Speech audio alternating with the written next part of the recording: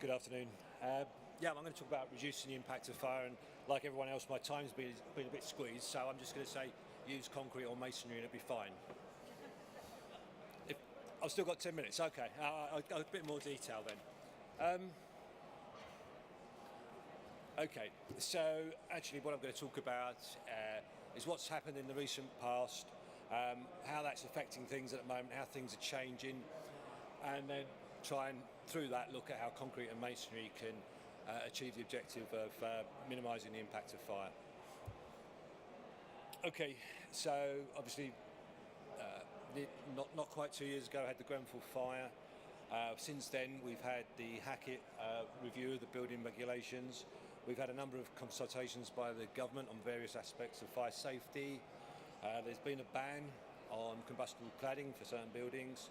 The government's announced an implementation plan talking about how it's going to follow through the recommendations of Hackett. So Hackett's an important document. And also the industry itself has been trying to get on and do things. So I'll cover all of those things very briefly. So when the Hackett report was issued, there was an outcry about all the things it didn't do, like banning combustible cladding or insisting on spare staircases and things like that. But it did actually issue, it did actually make about 50 odd recommendations, 53 recommendations.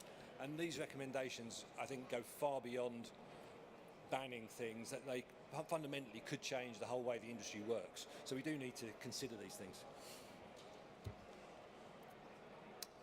So his main conclusion was that the current regulatory system is not fit for purpose.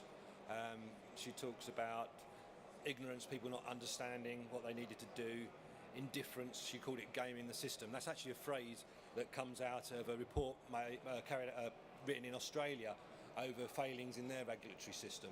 So, you know, this is not just a UK thing. Lack of clarity in roles and responsibilities, and then the other, I think, really important thing is the enforcement. So if you do get caught doing something you shouldn't have done, the enforcement is negligible. You just put it right. There is no punishment effectively. And she called that a race to the bottom, industry racing to the bottom. So she proposed a new regulatory framework. Now her report was limited to these high-rise residential buildings, but I think we should all be clear that the impact will filter down into other buildings as well. For example, a high-rise residential building is above 10 stories. The combustibility ban is actually 18 metres, which is more like 6 stories. The approach, I like to think of it as taking what we do at CDM, that finishes when we hand the building over. Now the approach is that whole CDM process has to carry through the safe operation of the building as well, and to end of life. Hence the involvement of the HSE as an enforcer through occupation as well. An important thing about that is having a clear duty holder at each stage so that that person knows and acts as the responsible person. So key technical areas, or the 6 key areas as I see it, are combustibility, talk a little bit about that. She introduces the concept of this joint competency authority, talks a lot about problems with the testing and labelling of products, competency generally, and then the need for that better regulation. So she uses terms like the use of non-combustible materials throughout the buildings in providing an inherently safer building. So that's concrete. She talks about use of products which are non-combustible. Limited combustibility is undoubtedly the lower risk. This is in relationship to trying to demonstrate compliance by testing.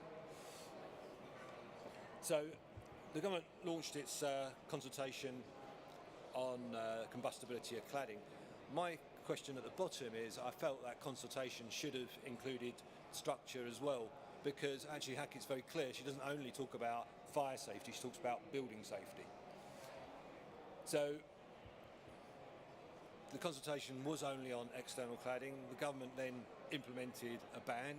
It implemented that ban through changes in regulations, which I have some concerns over, because it's a very specific requirement in the regulations which are law, so there's very little space for professional engineers to do anything alternative. And that it's true also the list of exempt items is a very short list, and if your product isn't on there, or the thing you want isn't on there, then technically it's against the law to use it in a building that would be subject to the ban. It's interesting to note it also applies to things attached to the outside of the buildings. So we've got balconies and we've got brise soleil as well. They're going to have to be non-combustible for the relevant buildings. And the real, I think, problem with it being as part of the regulation rather than as part of the approved documents is it applies to material change of use as well. So if you happen to have an existing building which somewhere in the facade has combustible material, if you want to change that into a use, say you want to change a 6-storey office block into a 6-storey residential building, you'd have to strip off all the cladding, which might be all right, but that might fundamentally change the economics altogether. Oh, and the other thing is, because it's the whole building, if you've got a 6-storey office building and you want to put a residential floor on top as a vertical extension, you might have to take off all the cladding on the office building. So the Joint Competency Agency, the key role of this is to monitor a gate approval process. So the first gate would be planning. That is really just about, is it going to be put in a position where you can fight the fire, and does it prevent you fighting the fire in adjacent buildings? So planning is a very, very outline approval. Gate 2, prior to construction. This is where she talks about having detailed plans. Now, if you've got a non-combustible material like concrete or masonry, your fire protection is inherent. So your detailed plans are almost your structural drawings for that material. If you've got a combustible material, then you're going to have all the detailed plans for your fire protection at that stage before you start construction. So that's going to fundamentally change the way many buildings are procured, because you're going to have that specialist subcontractor input to do your fire protection design earlier, prior to starting construction. Gate 3 is prior to occupation, demonstrating that you've actually built what you submitted on the plans. And then you have the ongoing safety reviews. And that is to pick up the changing risk profile of your building. So if you have someone in and they change some of the plumbing around, if they've taken the fire protection off of your structure, that's not good. You have a new risk. Similarly, if your tenant decides to remove all the plasterboard on your wall and embed his television into the wall, then he's just not only compromised the fire protection to the timber frame behind, but actually probably added a fire source into the void as well. So you can see that during occupation, having inherent fire protection of masonry and concrete reduces the risks again, makes managing that structure easier for you. They also will have a role reviewing test data, as I said there.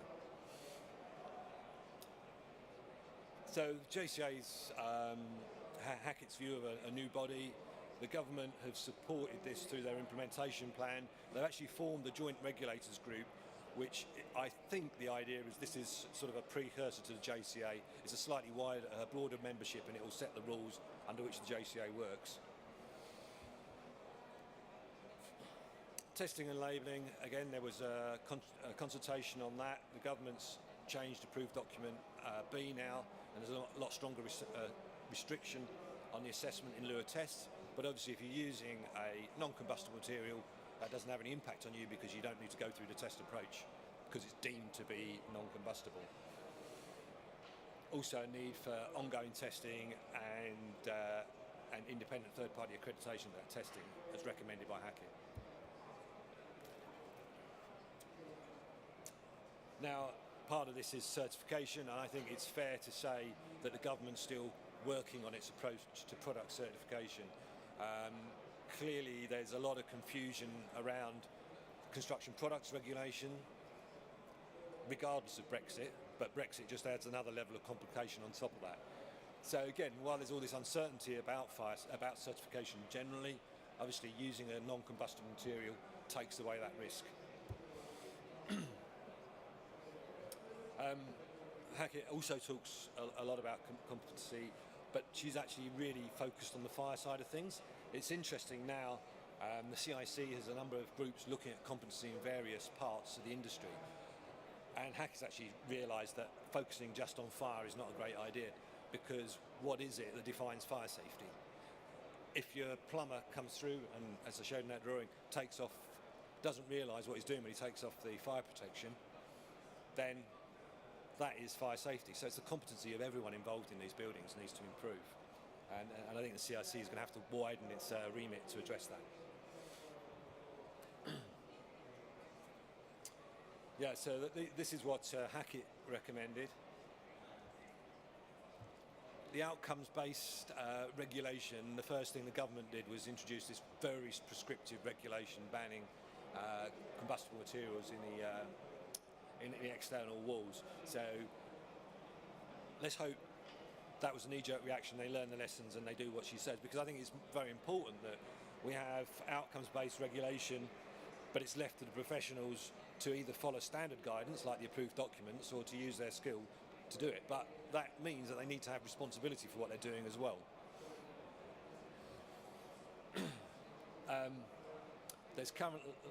Currently there's just been closed a consultation on the approved document B. This was actually more of a call for evidence, so it was looking at the industry directing people as to where they should be looking in developing the approved document B next.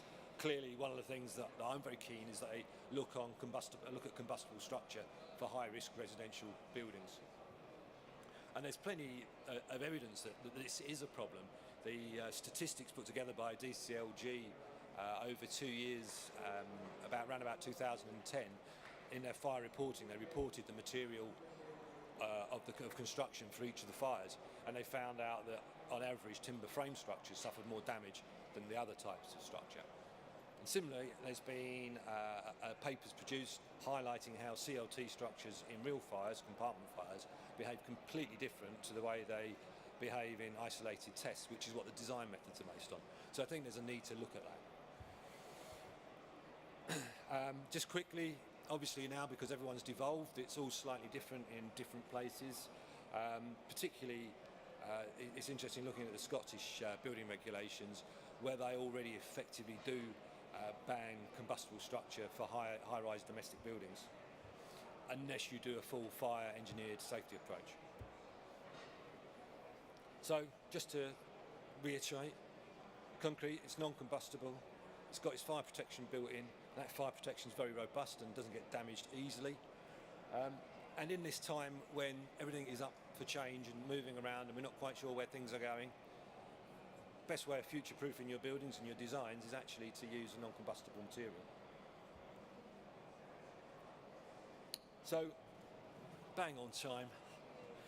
Ban on combustible materials and external walls, it's there. I think we should be looking at other elements of the building, particularly structure in high-risk buildings.